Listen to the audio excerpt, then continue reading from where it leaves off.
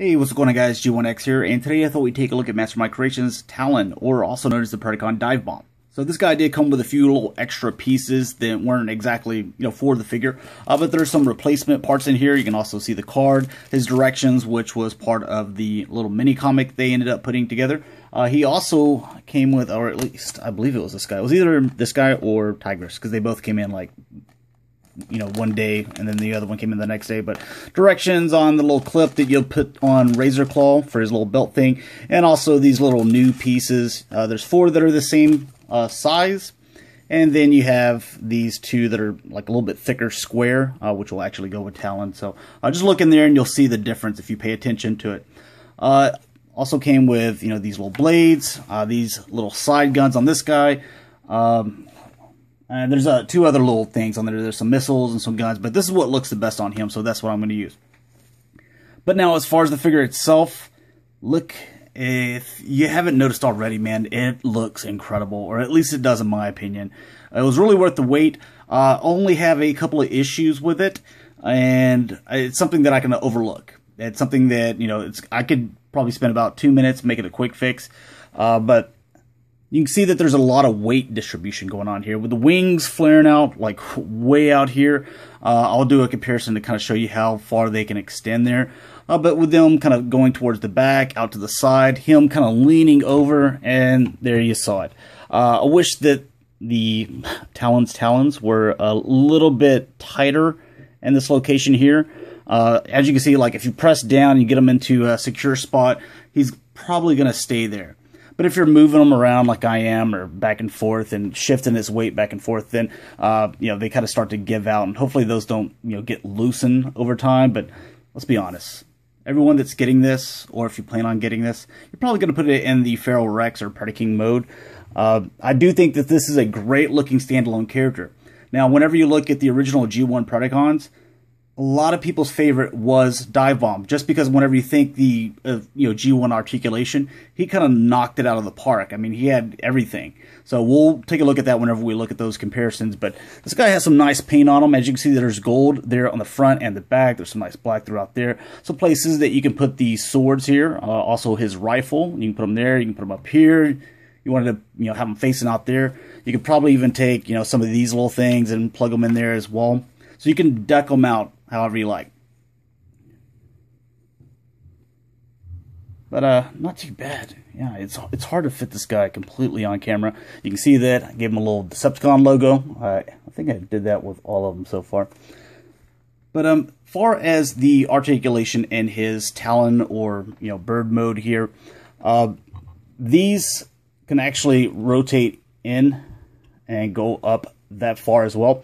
Now, if you're someone like me and you like things to be symmetrical, the way they have the wings here is you see those little notches there. So if you were like, okay, I want these to be the same height as far as let's fix that, the same height as far as them coming up, you can be like 1 click, 2 click, and then you can go 1 click, 2 click, and you can see that they would be the same. They'd look exactly the same. So as far as the articulation on these things, this can actually go in all the way. It can go out this far as well.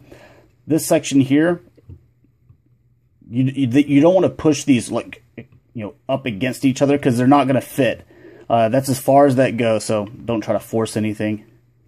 Then you get the wing and it looks nice. Before you pull down all these and get them done, this second one, it can only go thus far, toward these other ones that could go a little bit more. But we'll go ahead and put those all together. Do the same thing with this one. And as far as and it can go back like this too, and go forward. So you could put him, if you had some kind of stand, and a pretty strong stand, because he's got a little bit of heft to him. But you can see that there he is with my hand. Let's take a look at him with a Generations Deluxe, so we can see exactly how long those wingspan is, or how long that wingspan is. There it is, edge to edge with Generations Armada Starscream. Let's do him again. There he is, the same. So he's going to be like 3.5 links Yeah, 3.5 links of a Generations Deluxe Armada Starscream, so you guys kind of get the picture on that guy.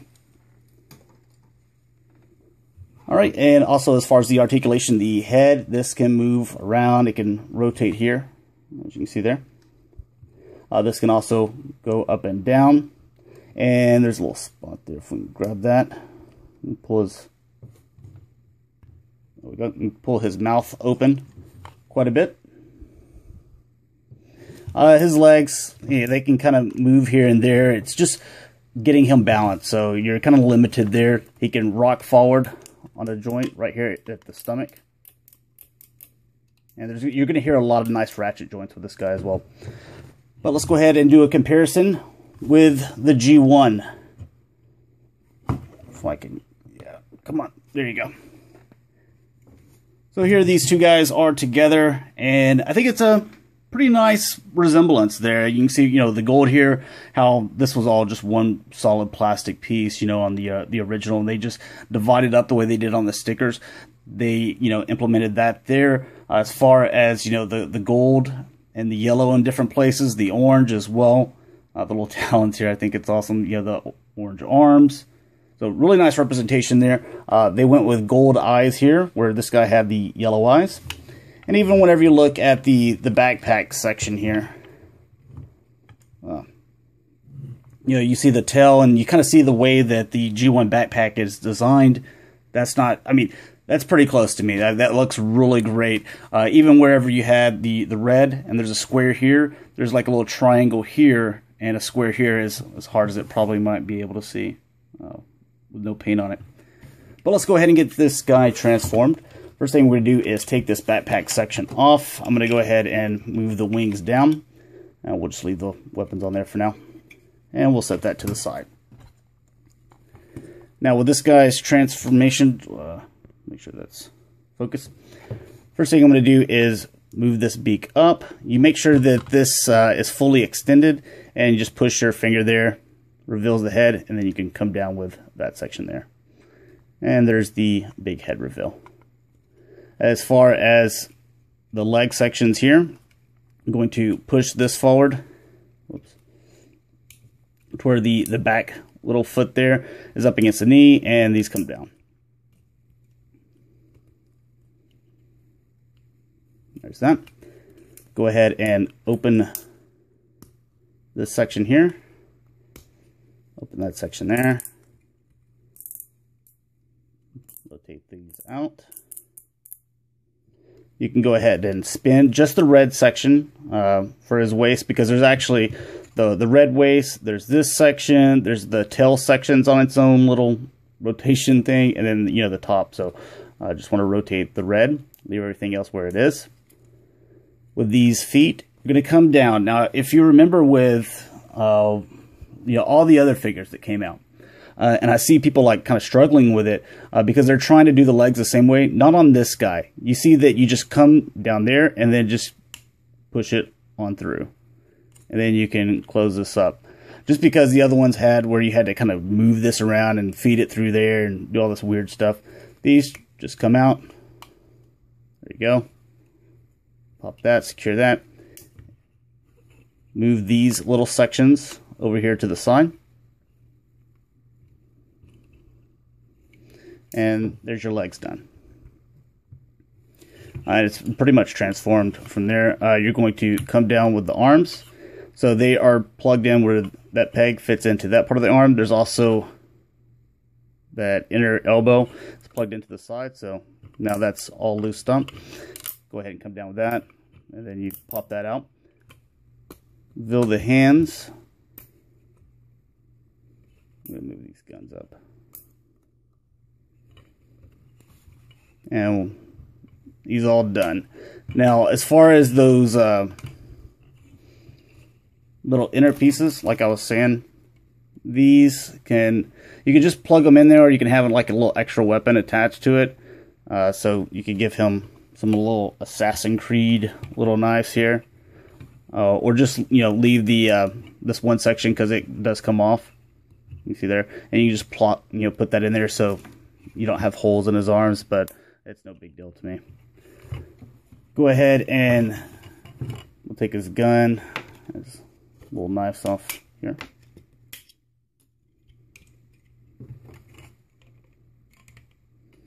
Connect that back, and this guy is pretty awesome. I love the way he looks in his robot mode. He's just so big that it's hard to get him on camera.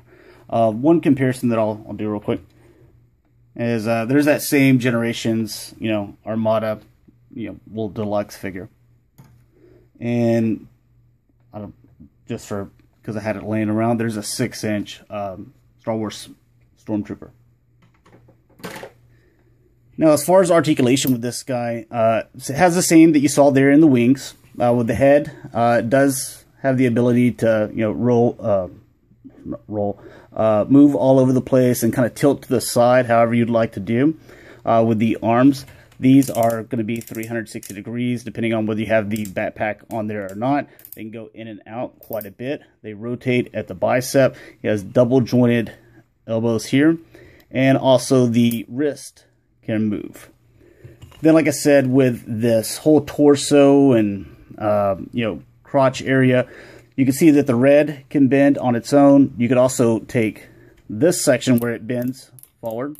That can rotate. You could also rotate where the tail is, and then the top section there. The legs, they can go forward, back. They're hindered a little bit just because of the tail section. Go out quite a bit. There's no thigh cut, but there is a knee cut down here. You can also bend quite a bit. And you just hear all those ratchets everywhere. Ratchet there. Well, not at the thigh cut, but at the knee, going back and forth here. This rotating. It's just, there's so many ratchet joints all over the place. With the foot, this is a little ball joint down here, so this can rotate and do however you need to get you that really cool pose. And something I always find that a lot of figures struggle with are if you're holding a rifle. Now we can rotate that piece right there on his wrist. There we go. And he can actually hold the other end of the rifle as well. And I usually can't find very many figures that are able to do that. They suffer a little bit, but there's just... get them in some kind of cool pose. Looks alright. And we will transform the G1 Divebomb. So I'm going to take this off here. Go ahead and fold these little talons in. Come out. Let's see, with his feet here. Haven't transformed this guy in like a year, but it's pretty simple.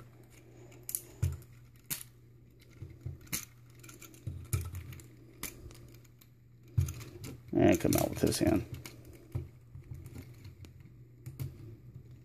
There we go. And his head slides. There we go.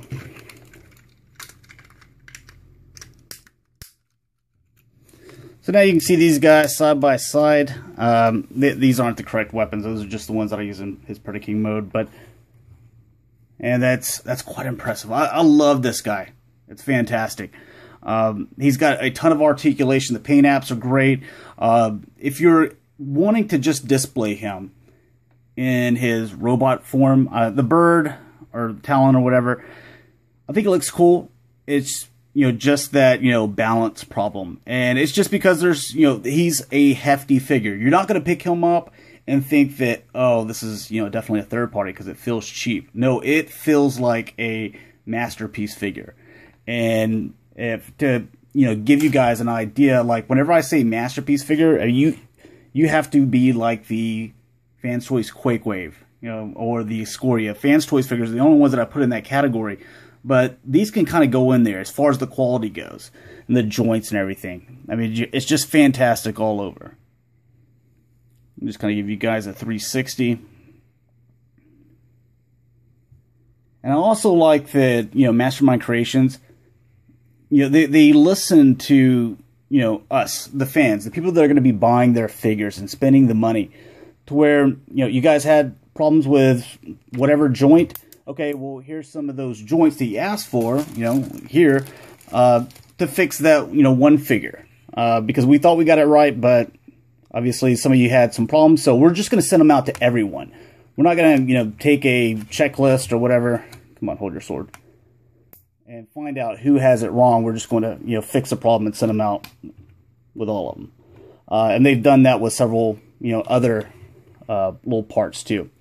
You also got these little things, you know, it's something that didn't have to do, give us all these little extra weapons. They're like, you know what, this is going to make the figure better. I'm going to do that.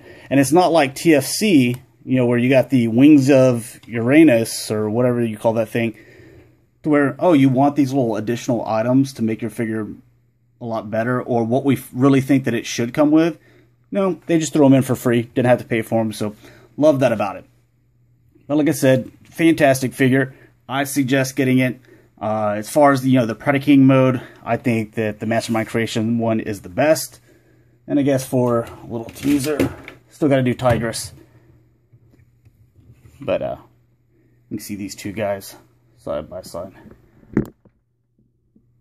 So we're going to take a look at Tigress next, and then we will get into the combine mode. And we're going to start from scratch, just like I've done with the Make Toys Devastator, Green Giant, also with the Fans Project M3 and some of the other ones. So thanks a lot for watching, guys. Hopefully you enjoyed. I will talk to you guys later. Peace.